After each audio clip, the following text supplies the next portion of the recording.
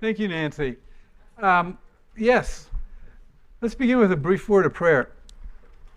Heavenly Father, we thank you for the gift of your church, which you have called us into your church. You have called us to be the church. You have called us to be the church to others. So be with us this morning, Lord, as we begin our study of religion in America at denominations and neighbors who believe maybe the same thing that we do and maybe express it in different ways. Help us, Lord, to, with questioning eyes, look again at what it is we believe and how we believe it and what that means in relationship to our neighbors. Lord, be with us, bless us, and strengthen us through Jesus Christ our Lord. Amen. Okay, today we're going to be beginning an 8-week class, as Nancy said. Each week kind of is freestanding. Don't you dare miss the first class.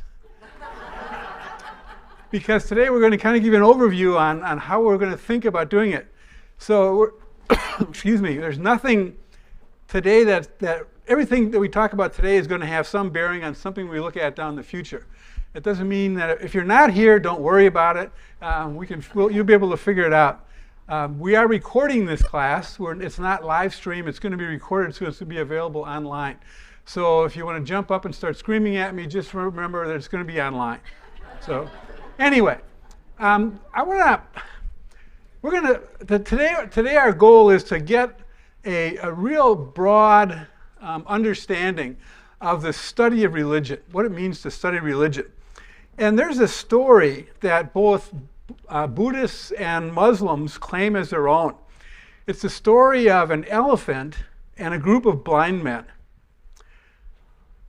The blind men were asked to describe the elephant. Some felt the elephant's head and said an elephant was a big pot. Some felt the ear and said that an elephant was a basket that was used to separate grain. Some people felt the elephant's tusk and said that an elephant was a plow. The moral of the story: each individual tries to fathom the secrets of religion from our own place of blindness. We think we know what religion is, right? So, in a class of 60 plus people, there's not going to be a lot of time for questions and answers, but I have a question for you. We're going to be studying religion. We have so much elephant to feel. We're going to be feeling other religious elephants in the dark, because each of us have our own areas of lack of understanding, kind of ignorance about what other religions believe. We have maybe some misunderstandings of what they believe. We have our own misunderstandings about what it is we think that our church believes. So we're never quite 100% sure. We don't have a solid foundation for all the judgments and questions that we have in the study of religion. Religion is constantly changing. I taught this class, parts of this class as a college course in, I think the last time I taught it would have been 2008. One of the things my students had to do was there was a database that had all the data, all the trivia you could believe about every religious body in America. Well, I said, I'm going to start there when I start putting this class together. It doesn't exist. Can't find it anymore. It's gone. The two books I used, one is by Catherine Albanese, Religion in America. Julia Corbett, that's not her last name anymore. Her husband died and she remarried, but I don't know her last name, but the name on the book is Julia Corbett. They were the two biggest writers in the first part of the 21st century on religion in America. Both of them are no longer active teachers. Everything in religion is changing. Just this morning, I heard on NPR that some bureau of the federal government is beginning an investigation of the Southern Baptist Convention because reports they've had troubles with sexual abuse over the years. 2 weeks ago, the LDS Church began struggling with questions of what do we do with all these cases of sexual abuse over the last decades. 3 weeks ago, in England, the Lambeth Conference met. The Lambeth Conference is kind of the broad overall umbrella group of all Episcopalian all the Church of England descendants. They haven't met for 14 years because they're trying to resolve the question of sexuality and the clergy. And the best way not to have any problems is don't meet. They had that meeting and they're struggling with it, and there was no resolution. You think that's funny? The United Methodist Church in America is struggling and is in a process of splitting. And Methodists are being nice, calm people, have set up a plan over the last 6 years of how we're going to split our denomination. Well, they're struggling on trying to implement what happened. They were all set to do it before COVID. They were going to meet in 2020. They postponed that to 2021. The committees met and they said, we don't know what we're talking about. Let's postpone it to 2022. And again, they started saying, well, we're really not sure if what we've pulled together is what we want. And another group said, that's fine. You tell us when you're done, because here's the format for all those who are going to leave the United Methodist Church. Here's the structure we've built as a safe haven for all the people leaving. So the United Methodist Church has a long history in the United States, even able to resolve the issues of the Civil War that split most churches. Probably in the next 5 years, the United Methodist Church is going to split into at least 2 different manifestations. So it's always changing. It's almost impossible right now to find any kind of valid statistics post-COVID. What the churches, you can get some from 2018, 2019, but after that, everything is blurry. Because does it count if you were watching on television? And if you watched on television, does it count if you logged in or if you didn't log in? And churches are just still struggling with the whole question. If I start going too far over that way, kind of go like this and tell me to stay between here and there so the camera sees me. So anyway, that's one of the things that's always changing is the shape and the substance, even the makeup, the names, and who belongs where, and what even membership requirements are is just changing. The Barna Group is probably the best religious counterpart to Gallup. It does surveys for the last maybe 8 years. They've introduced a new category. Are you Protestant, Catholic, Jewish? If you're Protestant, are you Lutheran, Methodist? And the bottom of the thing, there's a new category called the nones, N-O-N-E-S. None of these. In the last iteration that I saw, which is probably from last year, the number of nuns is pushed close to 10%. 10% of the people responding to this survey in America say they are none. They don't belong to, they have none religious affiliation. So, and that's changing. And so when we talk about this, we talk about religion, we talk about looking at these groups, it's a changing picture. Okay, the word definition has as its root the Latin word finis, F-I-N-I-S. Anybody know what that means? The end. Finis, finish. And so the word for definition has to do with boundaries, with to think of definition as when you define it, everything inside the box is what it is, and anything that's outside of the box is what it's not. And you think we can define religion because, I mean, the fact that we're going to a Bible study on a Sunday morning shows that we at least have some idea of what religion is. So let's try and figure out what that is. Give me one word that describes religion as you've experienced it.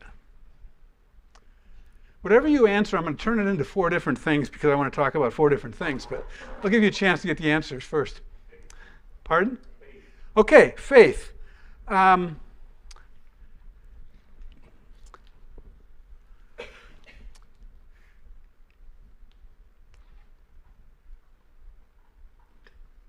People who decide they're going to walk across a frozen river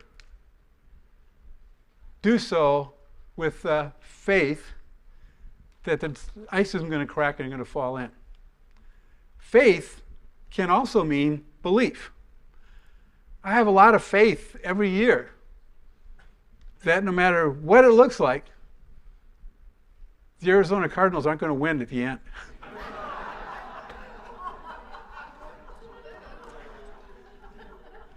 Some people have enough faith in that they wager big sums every weekend because of their faith. So faith can mean that, but faith can mean something else. What's another word that might use to be the one-word definition of religion? Worship. Worship. Excellent question. Excellent answer. I used to live in Ann Arbor, Michigan, and 8 Saturdays. Thank you.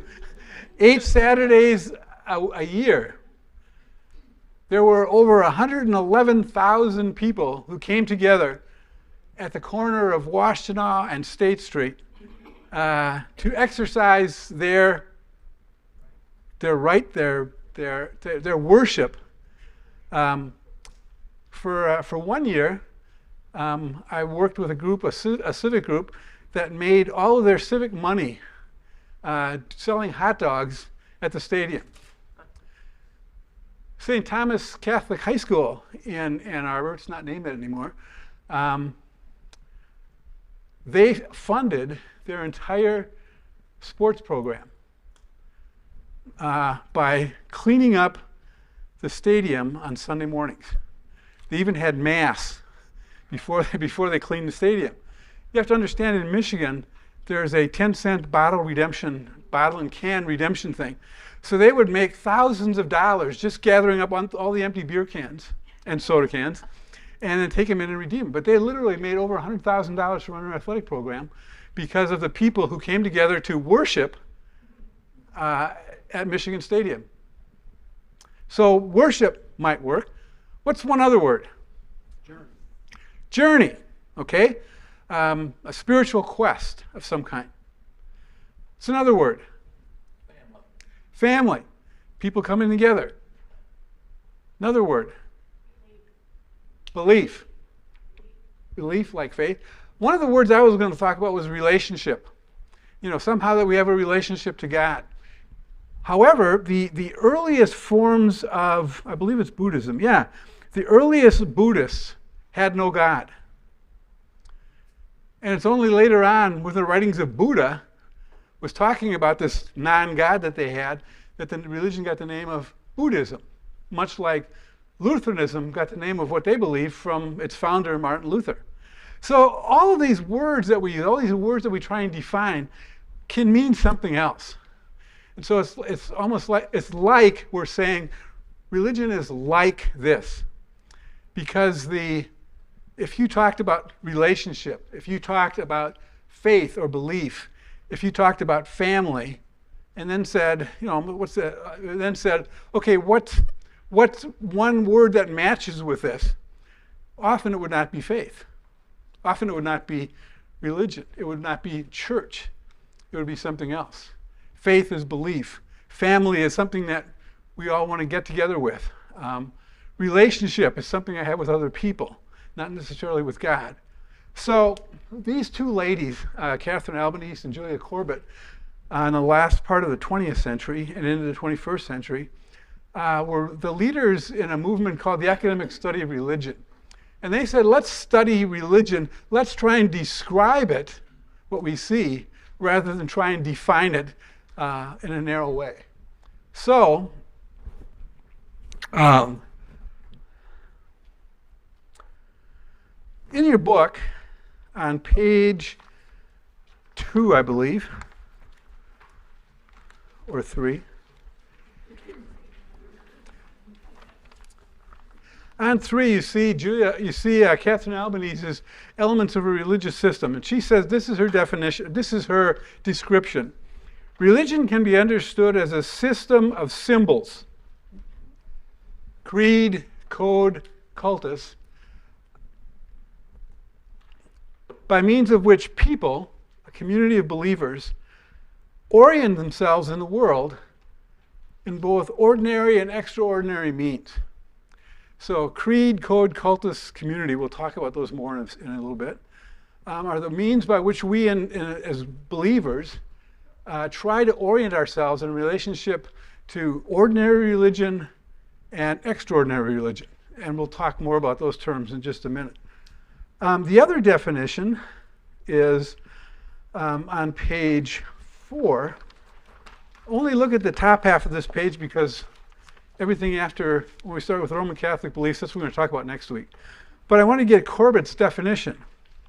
Julia Corbett defined religion, or described religion this way. Religion is an integrated system of belief, lifestyles, ritual activities, and institutions by which individuals give meaning to or find meaning in their lives, orienting them to what is taken to be sacred, holy, or of the highest value. So again, she's describing a system of belief, a system of understanding. Let me try and flesh out a little bit more these words that are up here. The idea of belief or creed can take many forms. Beliefs or creeds are the ideas of a religion, how the world came into being, how the world's going to end, what happens after I die. And various parts work together without conflict and with mutual respect. Beliefs are found in Scripture or in the source of authority. It's one of the terms we're going to use as we look at all these religious bodies is, where is their source of authority? Where do they go for the ultimate answers to the ultimate questions? So some of these can be found in Scripture, statements of faith. We have the Lutheran confessions, about 7 or 8 documents from the 16th century that spell out what the Bible means, that gives understanding. So we say that as a pastor, for instance, when I was ordained, I took a vow that that the ultimate source of authority is Scripture, and that the Lutheran confessions are an adequate exposition of those Scriptures. So that's what we mean by creeds. Another thing we know about the Apostles' Creed, the Nicene Creed, the Athanasian Creed. These are statements from the church over the years that seek to define or put boundaries around certain beliefs. For instance, if we talk about the Trinity, well, each of the, or at least the Apostles' Creed and the Apostles' Creed and the Nicene Creed are broken into 3 parts, right? The Father, the Son, the Holy Spirit. And each one, the Nicene Creed is much more detailed because it fills in gaps that were left from the earlier creed about what our understanding of that is. So those are creeds or beliefs. And so we can look at that when we study religion. Albanese talks about code, or Corbett talks about behavior, codes of conduct and standards of behavior. These involve both formal requirements and customs, less formal habits. I'll give you some examples. Dietary regulations followed by Jews, by Seventh-day Adventists, by Muslims. Many religions have some kind of dietary restriction or regulation. In large form, which in Judaism is following the dietary code. For Muslims, it's the same kind of thing. When I was growing up in the middle part of the 20th century, many of my friends were Roman Catholic, and of course, I grew up in Wisconsin, right along Lake Michigan, and every place, every church, every bar, there are a lot more bars than churches, had fish fries on Friday. Why would they have a fish fry on Fridays? Catholics couldn't eat meat on Fridays. And that lasted well into the 1970s, probably. 1962 was when the Vatican Council, the last reforming council in the Roman Catholic Church was, that got took some of the onus off of violating these. But my friends would no more eat meat on Friday than they would then my mother believes I would date a Catholic girl, I guess. It just was. There's another one. There's a code, right? As a good Lutheran boy, I wouldn't dare marry a Catholic girl. Especially once I met my mother-in-law. My mother-in-law, her husband, my father-in-law, was Roman Catholic. And his family was hardcore Roman Catholic. And she literally pried him away from Catholicism and said, I won't marry you. I won't have anything to do with you unless you become Lutheran. And he did. And so every time when I had to navigate this when I first started dating my wife and after we were first married, there weren't a lot of times that we met with my father-in-law's side of the family. Certainly none of the religious kind of things where you normally meet, for baptisms, for confirmations, for Christmas, any of those, they didn't meet because they were adamant that they didn't like her because she had destroyed Frank's life by ripping him off the heart of the church and putting him with all heretics who were Lutherans. And so those are a lot of folk ways that were connected with that. If you grew up, you probably grew up much the same time I did, if you grew up in an area that had ethnic groups other than yours, there were a lot of different folk ways that were so different among just growing up. It's just the way it was. And that's part of this lifestyle or code that Albanese says. You can look at that to help describe the religion. Ritual activities, Albanese calls that cultus. We would call that worship. Formal kind of work, not just the formal part of doing the liturgy, but ritual activities, ceremonial actions, usually very repetitive.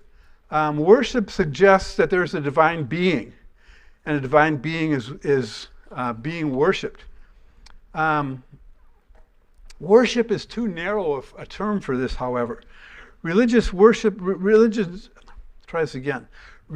rituals include worship, however, along with prayer, chanting, meditation, the lighting of candles, pilgrimages, devotional readings.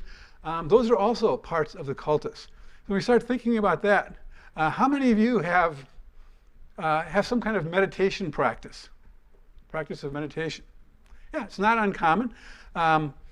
How many of you do devotion in the morning or evening? How many of you how many of you have found yourself singing or humming a religious tune?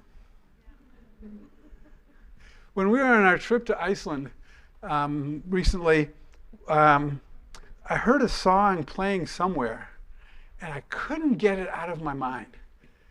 And it finally was, "There is a balm in Gilead," and it wasn't used. It was used in it was a secular song that used that tune. But I got that tune in my head, and I knew there was some religious kind of meaning to it. And now it's been 3 weeks, 4 weeks. I still find myself humming, "There is a balm," and that's part of this ritual. If you did not grow up with a religious background, you do not have a religious background, I tell you that story and you look at me like I was crazy. If I could say, well, maybe it's the same thing with pop tunes. Sometimes you get pop tunes in your head and you just get stuck. Well, I think this is much more because it's connected to prayer. What is the word? There is a balm in Gilead that heals the sinner's wounded soul. So that's the connection she's talking about here when you describe religion. And the last one is community. Community or institutions. These communities, like-minded people join together in their lifestyle and their codes. It's not just the formal structures of a congregation, but it's the fact that people of faith tend to hang out with other people of faith. More not totally true, but more true than not.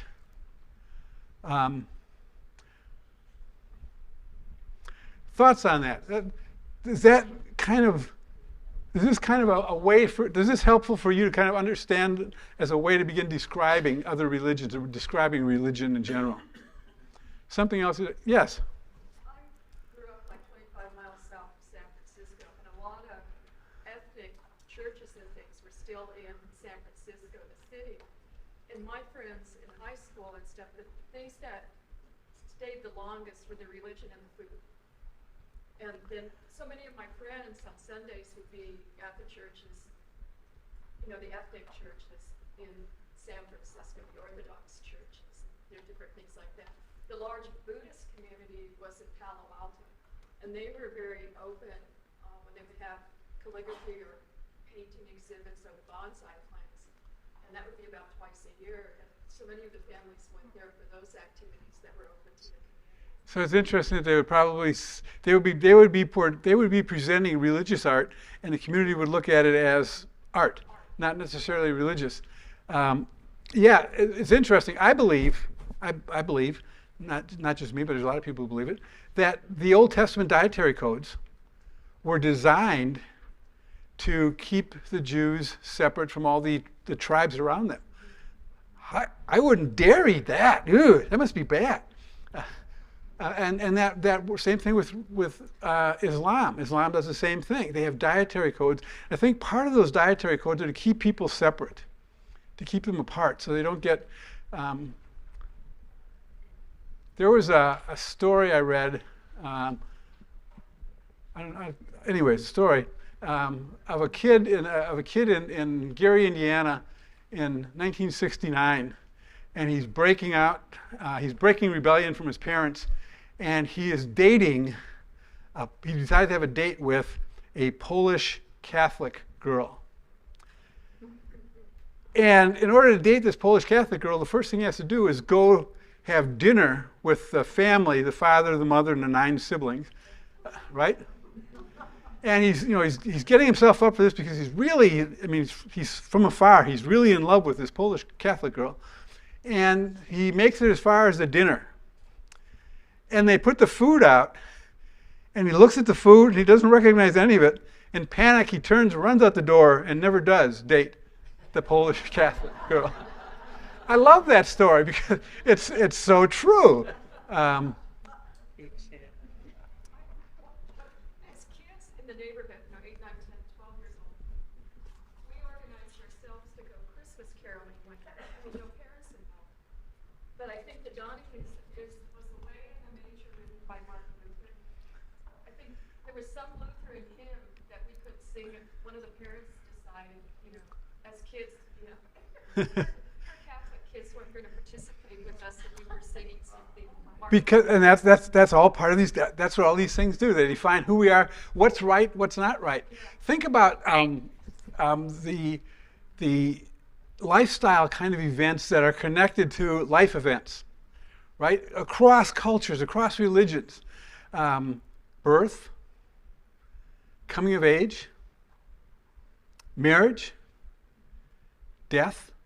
Those are in almost any group that I know of. There are some rituals that are connected with that are tied to people's belief about either themselves, either among themselves on a human level, or having the extraordinary level of going to doing with God. And I just want to take a minute to talk about the difference between ordinary and extraordinary religion. I mentioned it before.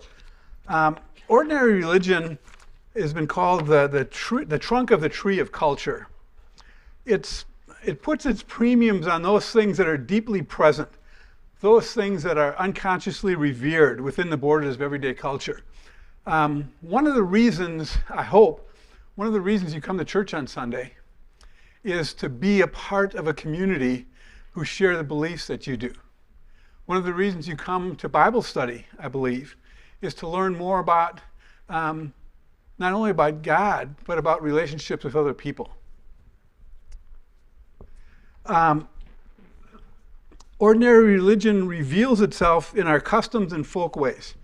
The way we greet people, clothes. In my mind, there's a great raging controversy among Lutherans of a certain age in North Scottsdale. And that question is, when can I wear shorts to church? If I were not teaching a class today, it's summertime, I would wear shorts to church. However, I'm a communion assistant. I would not wear shorts because in my mind, it's not right to wear shorts when you're performing or serving in a public act of worship. So those are all in my mind, right? There's nothing written down. I can guarantee you, not even the small called articles in the Lutheran confessions talk about wearing shorts in church. But for many, that can be a big debate. My first church out of the seminary I had a dual parish, two-point congregation in southern Indiana. And I was 24 years old, just graduated from a seminary. My wife, we just had a baby. We have a 1-year-old kid. We come into this congregation. And, people kind of look at my wife. This is what the pastor's wife does. And they look at me. And we were there for like 3 years, right? When we were leaving the church, going to a different position, one of the ladies came up to Grace, my wife, and said, "Thank you, thank you, thank you." She said, "For what?" She said, "Because of you, women could wear pantsuits in church and not have to wear it." Because we had come from the seminary. We were in big churches in St. Louis, and she always wore pantsuits to church. She just started doing it, and without anybody ever saying anything to us, we never heard anything about it. Never had any complaints, arguments, nothing. Because it was okay for the pastor's wife, the other women started wearing pantsuits or slacks, and it's suddenly this great cultural thing. A shift was made simply because my wife decided that that's what she was going to wear. Can anybody else relate to that from that time period, right? So those are all part of ordinary religion, and sometimes we fight about them, and sometimes we get so caught up in them, and they're important, but they're not usually connected to what's of ultimate importance, and that's when we talk about extraordinary religion. Extraordinary religion, we call it that not because it's more important, but because it deals with matters of higher concern. What kind of pantsuits you should wear, if you should wear a pantsuit, doesn't really measure up to the fact of what's going to happen to me when I die.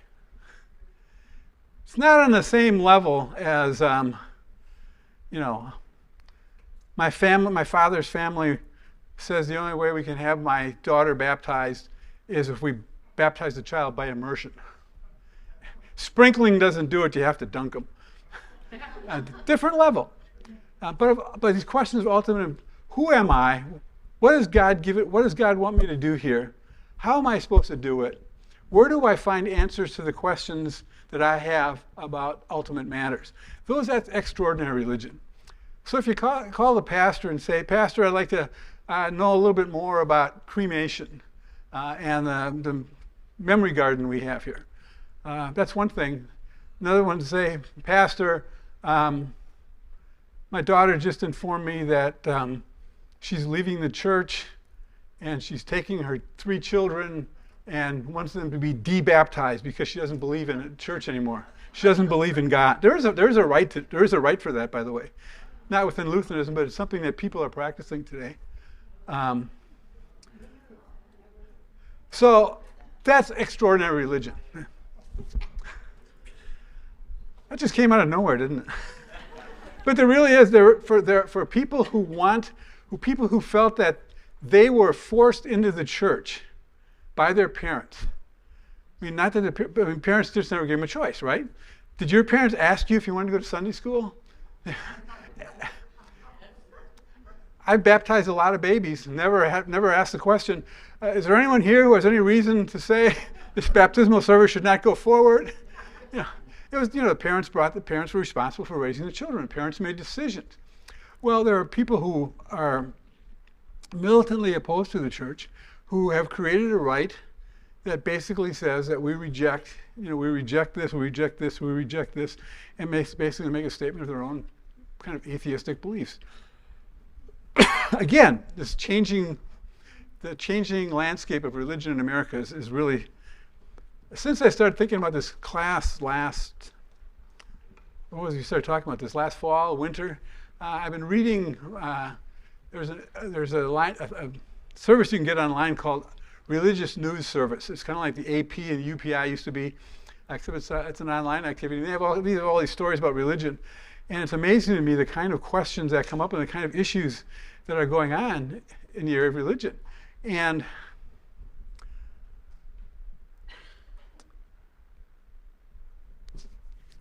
How brave do I feel? You don't know what I want to say. I believe one of the biggest issues that American Christianity has to face, will be facing over the next 10 years, and the decisions that we made will be critical, is the co-opting of religion by certain elements of the state and turning religion into a weapon, weaponizing religious belief. It's happening all around. It's happening, we see it on political ads that are on TV right now. You see all kinds of examples of it. And it's just, it's scary. And when I get the last part of this, if I get going, if I keep moving, I'll talk a little bit about what I mean at the end. So anyway, ordinary and extraordinary religion. Moving right along, I got little notes here. By this time, you should be about this way. And the clock usually beats me. Okay, let's talk about religion. Before we do it, any questions you have about anything we've talked about to this point, or anything you might want to bring up that we need to put on a list of topics we want to talk about? Somebody asked before, we're going to talk about the Eastern churches. The answer is no. Maybe 2 sentences later on today, but we're not. We're talking about Western Christianity in the United States. Most of the Eastern churches have now some relation to the Roman Catholic Church, is what I'm finding. Right. From my friends. Right. Pope Francis is supposed to, is Pope, no, it's not. The current Pope is scheduled to meet with the bishop of the Ukrainian church, with the possibility of there being a connection of him meeting with the head of the Eastern Orthodox Church, and that's a big deal, and that may happen within the next several months. Okay.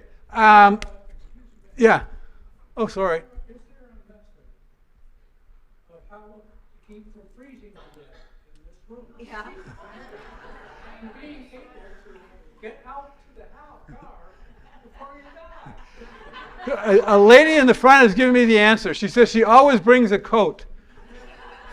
So there's your answer.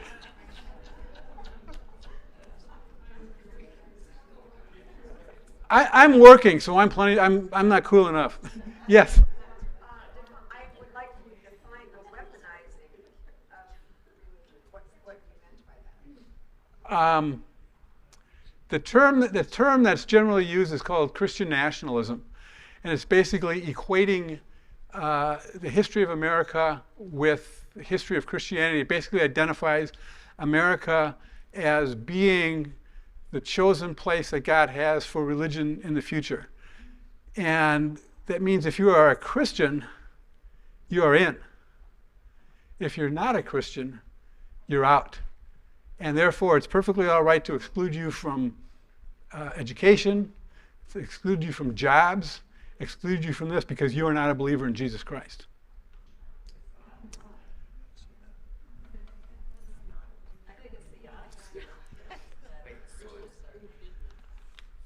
Anyway, thank you. That's what it's about. Any other topics we want to get on? I want to talk a little bit about religion in the life of the United States. And this is not political in any way, shape, or form. When I was on this trip I was on, we were in Iceland, and Iceland is a state church of Iceland is Lutheranism. And most of Scandinavia is. Iceland, Norway, Sweden, Finland, Denmark, parts of northern Germany. That's where the Lutheran Reformation was. Those are all state churches. And what a state church is basically the easiest definition of a state church is that think of the Church of England as a state church. Queen Elizabeth is formally the head of the Church of England. That's why there's so much problem with divorces among royals in our lifetime, because it couldn't happen because there were extensions of the Church of England. The Archbishop of Canterbury is the religious head and is elected by leaders in the church, but is formally appointed to the position by the Queen because she is the head of the Church of England. The Church of England clergy are supported as paid employees of the state. So taxes are collected and are divvied up. And so if you are born in England, you are born as a member of the Church of England, and you have to opt out of it if you want to join some other church. It's that way, and most of the world is that way. So I'm on this tour with about 100 Americans, and they say, well, what about the Presbyterian State Church? And no, it's not Lutheran State Church. It's the state chose the people who are primarily Nordic descent, picked Lutheran. They said they were Lutherans, and so the state church is Lutheran. It doesn't go by vote. It's not something you can change. That's the way it is. Religion in America did not follow that model. And so these people were in this group were confused, and the tour guide was trying to help them. She said, well, I'm Lutheran, and we were in this beautiful church, and she said, we go to church, and we're members. And he said, well, is it the rules? No, it's pretty easy. We can, if you don't want to be a part of the state church, you can opt to have your taxes. There's like 3 or 4 other things you can send your taxes to, like charitable organizations. You don't get out of taxes by opting out of the state church. It's just they don't go to the church. And then she said, well, yeah, we go to church, at least, Christmas and Easter. So you can be a Christmas and Easter person, go to church when you choose, and that's fine. But there's nobody from the state, from the church, who's going to come to you and say, hey, Ken, you haven't been in church in the last 6 weeks. Or, Ken, your offerings are off. What we know as church doesn't exist. It's a state-run institution that everybody's a member of by birth. That was the Church of England, right? Yeah. Church of England still is. And there were some who decided to stay within the Church of England and argue for change. They're called dissenters. There were some who decided they had to just leave the church. The church was unable to be reformed, and so they decided to purify it. They were the Puritans. Sound familiar? They came to the United States in New England, Boston area primarily, and what did they do? They set up churches opposed to the state, to the Church of England. Church of England didn't have any reach into the colonies, much power, and so they set up their own churches. Well, what do you do when you're starting your own church? Well, there's some people like Quakers around, and the Quakers started arguing with the dissenters. So the dissenters said, well, we're going to kill you or have to leave. They weren't for freedom of religion, they were for their own religion. So then some Baptists started wandering into the area. Finally, Rhode Island was set up as a colony, as a place where Baptists could go. So they could set up their own country. And what did each of these people do? They set up not a state church, because they were opposed to it, but they set up their own form of church. And you also have the example of something like Pennsylvania, which was set up by William Penn, who was connected to the Quakers and wanted to make a safe place for Quakers. So he said everybody's religion is safe because he knew his was going to be a minority and he wanted to protect it. And Lord Calvert in Baltimore, was Roman Catholic. And so he wanted to set up a colony where Roman Catholics would be free to worship, and he knew they would always be a minority, so he set up a colony called Maryland. But he set it up with absolute protection for religious freedom so that the Protestants would never be able to take the Catholics, when the Protestants were going to become the majority, would never be able to take the Protestants' religion away. So in a sense, what happens in America is that instead of a state church, it's almost a perfectly capitalistic system of churches. Anybody can set up a church as long as you can find somebody to support you. You get enough people to pay, enough people to donate money to you so you can live on it, you can be a pastor. And in a sense, I'm getting ahead of myself. When you look at the whole structure of Baptists, that's what Baptists do. They believe in, one of their core beliefs is the belief in soul freedom. They don't have any creeds. They don't even believe like the Apostles' Creed, because nobody can tell me how I believe, what to believe. Even though I believe it, I resent the fact that something like that exists. So religion in America really became free choice. And it really became competition among religion. And so when, for instance, the Church of England tried to, I was going to look this up and I didn't, I'm sorry. I have to go on my memory.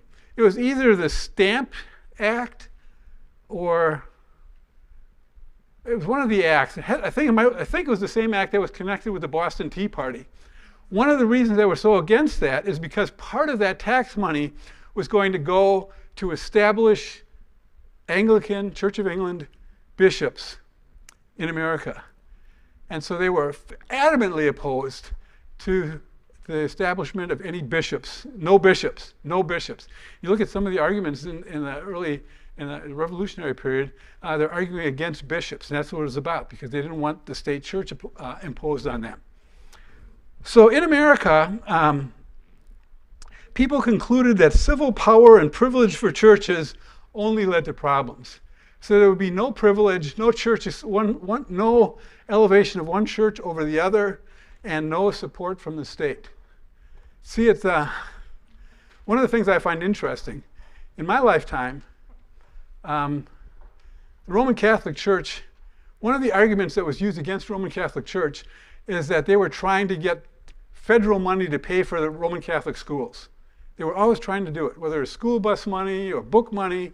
The Catholics were very strong. They had such a big system of schools, and they said, we pay taxes, we're citizens, we're teaching the kids, you don't have to pay for them. Give us this, give us this, give us this. And people fought it, that the state should not have anything to do with the churches. Think how far, and again, I'm not making a political statement, I'm just making an observation. Look how far we've come. We in Arizona is a prime state where the state seems to be willing to pay or to give tax money to schools that are private schools. We've come to the other part where the state wants to give money to the schools, and a lot of people say, that sounds like a great idea. Without recognizing that someplace along the line, the one who has the pay strings, issues a paycheck, pulls the strings.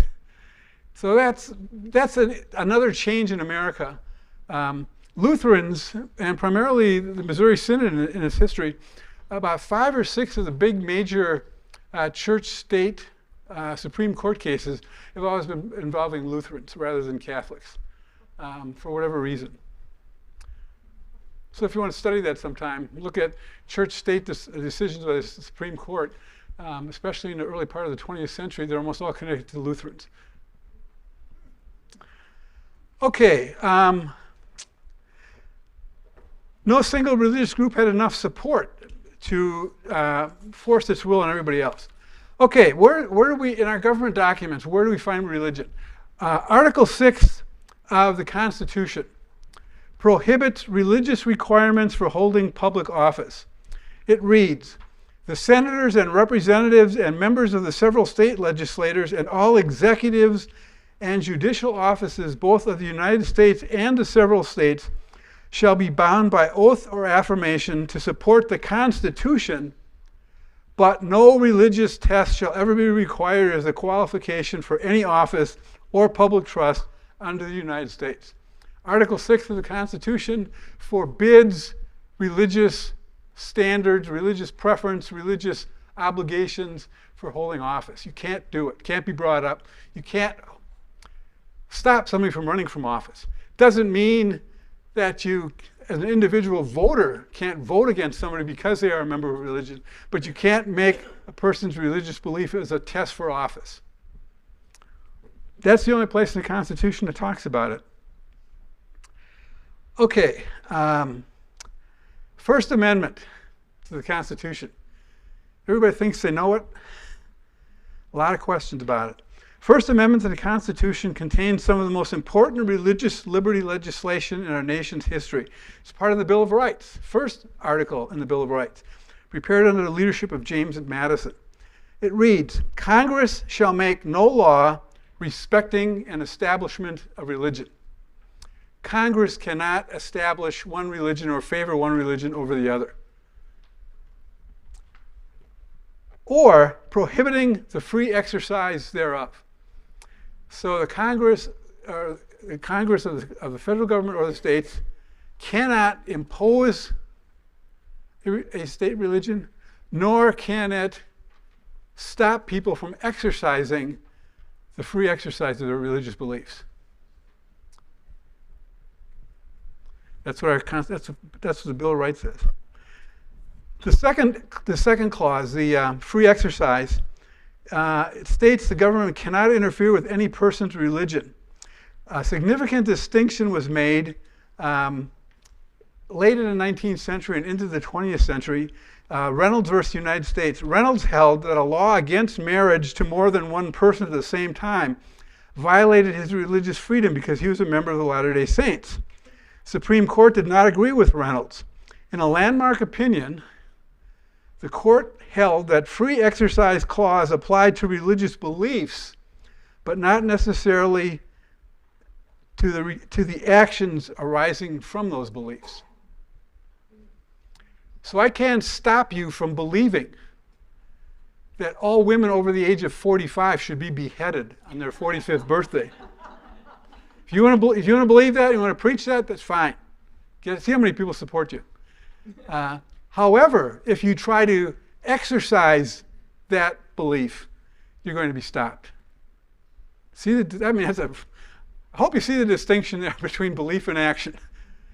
And there's been some modifications of that in the 20th century. There's one under the Reagan administration, and I think Judge Scalia, the very conservative justice, was the author of it. Had to do with Native Americans in Oregon and smoking peyote. And that was really the first test. Up until that time, the interpretation of these articles was that it was that the state had the burden of proof that the activities that they were doing were wrong, if it stemmed from a religious belief. So the state, before that case, Native Americans who smoke peyote as part of their religious practices, the government would have had to prove their smoking was detrimental to society.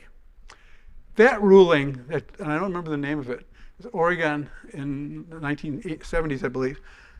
They ruled that the petitioner, the individual, had to prove. So the burden was put on was taken off the state to prove the importance, and it was put on the defendant, it was put on the individual. And that's where we are in America today with religious. And there's going to be, I think there are going to continue to be religious involvement. I can guarantee it after the Supreme Court's decision on Roe versus Wade, because there are religious elements to that argument on both sides. And we'll see how that works out.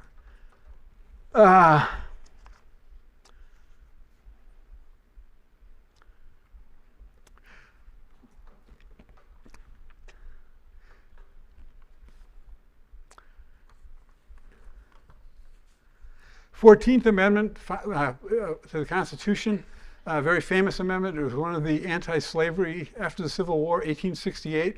The 14th Amendment is where the right to privacy has been found, which was the basis of Roe versus Wade and has been overturned by the later court. The 14th Amendment says, "No state shall make or enforce any law which shall abridge the privileges or immunities of citizens of the United States." And that was designed to take away any kind of legal action against slaves, to give them equal rights. And that's where the whole bit about privacy and the right to privacy and all those kind of things come from it. So when we talk about religion in America, it's a unique being. It's a unique entity. It's not like religion anyplace else.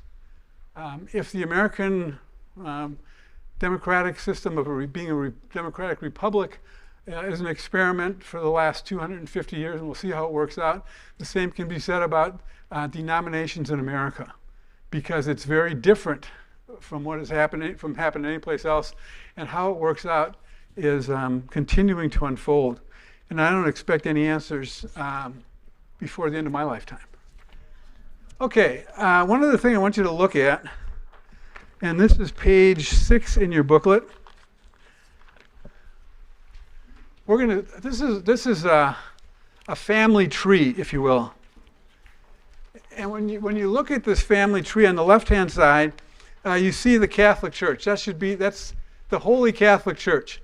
From about 400 AD until about 1054 AD, all Christians were considered to be part of the Holy Christian Church. In 1054, the Eastern Church split from the Western Church. 1054. And so you can see it here where the Eastern churches are, and the Eastern churches have a different history, very rich history. They're very vibrant religion. We're just not going to go into it. You see on this diagram, the higher you go on the chart, the less liturgical the churches are going to be. Low liturgy or high liturgy. On the bottom, you have churches that are much more liturgical. So you see the Eastern churches are very liturgical. The Roman Catholic Church is very liturgical. The Anglicans and Episcopal are more liturgical. Whereas you go to the Disciples of Christ, Church of Christ, United Church of Christ, those are all low liturgy. Today you would put like non-denominational churches tend to be very non-liturgical, although they can be very musical. They have a lot of music, doesn't necessarily mean it's liturgy. There's a Western liturgy or forms for a Western liturgy. So you can kind of see where we're going to go. Next week, we're going to look at Roman Catholics. We're going to compare Roman Catholics to Lutheranism, and we're going to learn a lot about, the history and belief and structure of Roman Catholicism. How many of you have some kind of Roman Catholicism in your background? Okay, okay. Very typical. And so I'd like you to think about this. I'm going to ask people who have self-identified having some Roman Catholicism in their background. I want you to think of one memory or practice, something that sticks in your mind, especially if you were Roman Catholic a long time ago. I have a friend I grew up with, been friends almost all of our life, and he Roman Catholic through and through. And I asked him the question once. I said, Bob, what's the thing you most remember about religion, Roman Catholicism as a kid? And he immediately popped out of his mouth, the smell of incense. He was an altar boy, and so one of his jobs was to light the candles and do all the stuff with the incense. But that's when he said, if I think about my life as Roman Catholic when I was in elementary school, it was the smell of incense. Because nowhere else do you smell incense. My grandfather, Wilke, and his family were generations of funeral home proprietors. So I walk into a florist shop, and my immediate thought is a funeral home basement. Because you go to visit my grandpa at the funeral home, you just have all these flowers in the basement. So I get that smell that most people would get. It's the sensation of florist or of something else. I get it as a funeral home because that's the memory. So think about some of those memories, and think about, for those of you who aren't Catholic, I'm going to ask you the same thing. From your youngest years in the faith, what are those kind of tactile, sensory things that are important to you? And we'll see you all next week. Thank you.